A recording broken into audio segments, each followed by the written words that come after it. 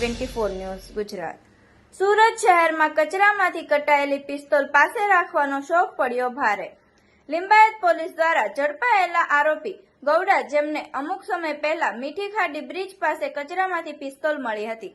આરોપી, જેમણે પિસ્તોલ કમર પર રાખી ફરતા હતા, તેમની ધરપકડ કરાઈ છે।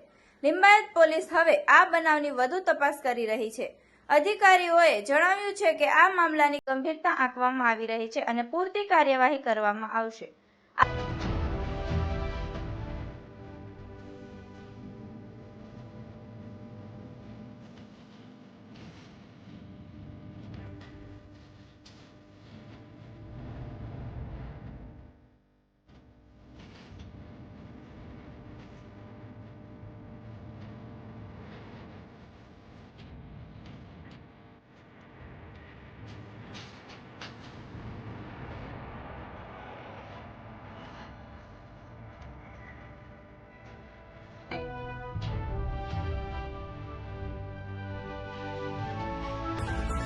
આવા અવનવા સમાચાર જોવા માટે જોતા રહો P24 ન્યૂઝ ગુજરાત।